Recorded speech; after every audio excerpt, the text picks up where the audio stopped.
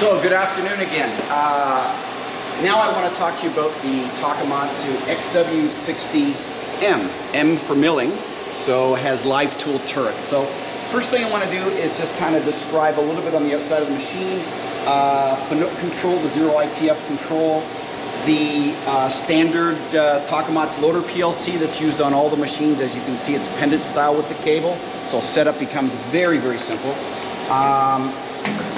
Then inside the machine here, let me just point out, some basics basically. This is 6-inch chuck machine, so a little bit smaller than the XW-130. 6-inch chuck, so it's A25 spindles, 10 horsepower. Now these are 10-station turrets. 2 turrets, both are 10-station turrets. Every station is live or static. So you could actually put a live tool if you wanted to at every station, or a static tool, either way. And you can see kind of bolt-on tooling, which is a Takamaz standard on these kinds of machines. Again, with all Takamaz auto-loading machines, standard is we have air blow and coolant at the at each chuck for managing chips. And again, with a lot of the Takamaz machines, I bring it in with spindle through coolant, so we can actually have high pressure coolant coming through the spindle, which is extremely important again for any ID cutting that you might be doing. Again, with the XW machines, the middle station turn device where we're doing a pickup and a drop off at the same time to really enhance that system cycle time. You'll see a little bit more of that once we get into the actual automation process of the machine. So as I walk around again, with like the XW-130, we've got those extended gantry rails on both sides of the machine. So with respect to material handling, as you can see, this machine has basically an in-feed conveyor and a couple of out-feed conveyors. Now, why 2 out-feed conveyors? The reason why is that if you do want to do a 10-10 process, or the same operation on both spindles, this would be the finished parts from the left spindle, this would be the finished parts from the right spindle. So for managing any kind of tool wear offset when you're measuring each part, you know exactly which turret to make your tool wear offsets from. So let's continue on now. Again, with that extended rail, we can have different kinds of material handling. If you don't want conveyor, we can put a stalker, tray changer, what have you, whatever really you want. So as we move around now to the back side of the machine,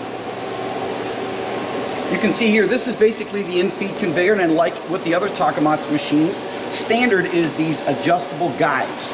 The adjustable guides are really nice because it really makes it very quick and easy for changeover to adjust the different size for different size work pieces. So it makes it very easy to do that.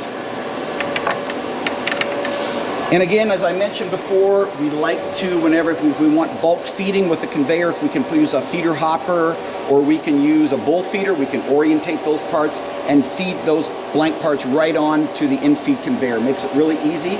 And as you can see, there's really going to be no impact of floor space.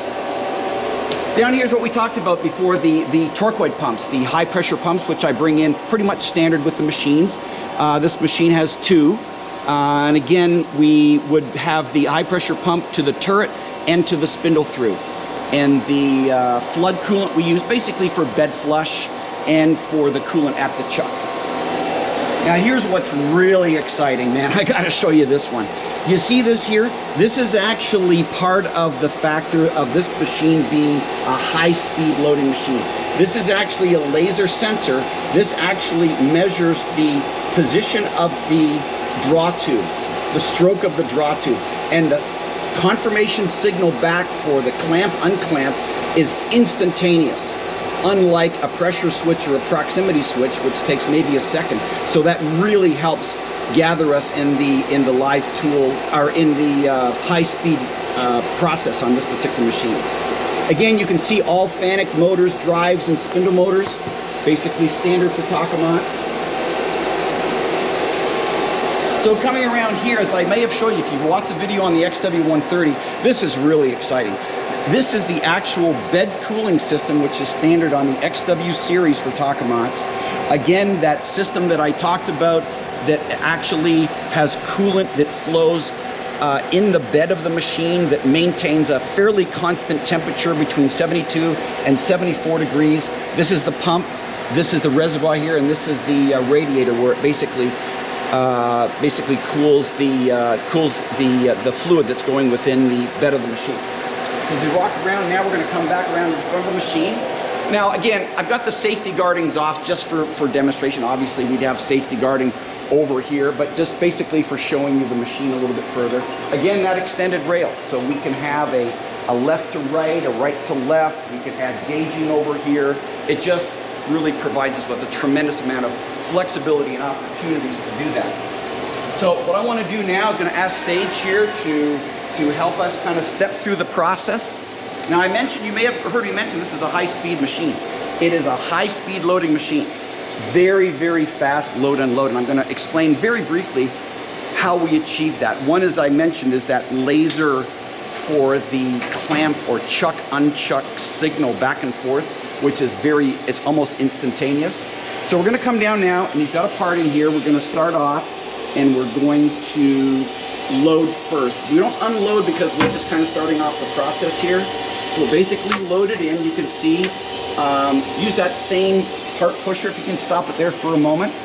So we use the same part pusher here that pushes the part in to the chuck, and the same feature that has the sensor that checks our front and back side, making sure that we're loading the part properly. And this is the unloader hand. So we'll continue on here a little bit.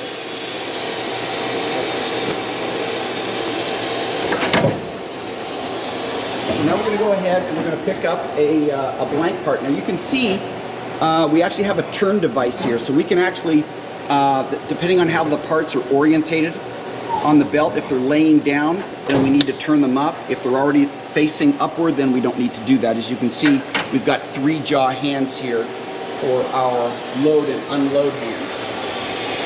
So now we're going to come down, we're going to do an unload. Now I want to show you this here. We're going to stop here for just a moment. I want to show you this. Do you notice how we actually have 2 cylinders here and our unload hand is facing to the bottom? This really goes to the feature of part of the high-speed load and unload. Because the part is facing down, there's 2 features to that. One is we actually don't have to have the loader come in and out. We can go straight up with that loader once we've unloaded the part. That really helps for the overall load unload cycle time. The other thing is, because now the part is facing down, we don't have to worry about this part hitting the part that's in the chuck. So it actually allows us to load unload a little bit longer parts than we would normally be able to do. This is a Takamaz patent feature on this one.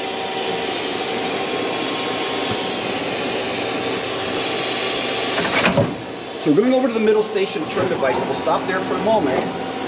Again, just like the XW-130, we are able to do a pickup and a drop off at the same time. So we're dropping off a finished turned part from op 10, and we're picking up a turned part. And now we can come down straight and load it into the op 20 chuck. Same process again, where that unloader hand flips out of the way.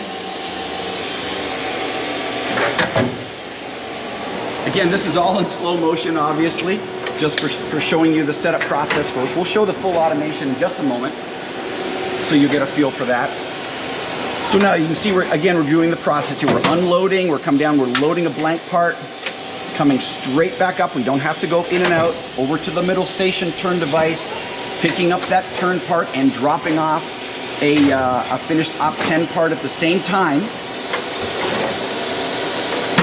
Again, load unload function, and come back up. So now what we're going to do is we'll pull back, and I'm going to ask Sage to actually let us run at full speed, so you kind of get the full feeling of the machine. Sorry about that. Drop the part.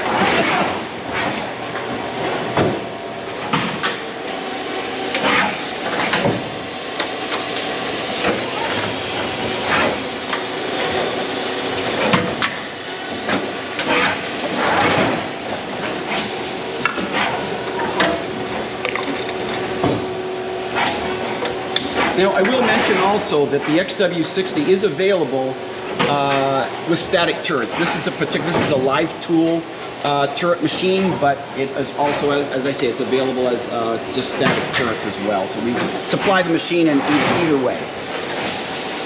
But just really, really accurate machine. All Takamaz machines are very, very accurate and rigid. This machine is absolutely no different. Just a little bit more compact.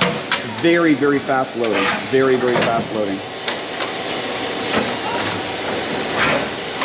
You know, when Takamaz designs a machine, basically they really look at the size of the parts. And this particular machine is basically designed for about a 60mm OD, about 2.5 inches, something like that. Part length maybe 3-4 inches, depending on the chucking that we're using. And then they look at that size of part that they want to run, and then they design the machine around that. They don't take a standard lathe or CNC turning center and try and add automation to it. Takamaz always takes a design right from the start, and it's going to be an automated machine function for them. So as such, they can really achieve the maximum loading, unloading time, the best floor space, and the most accurate machine.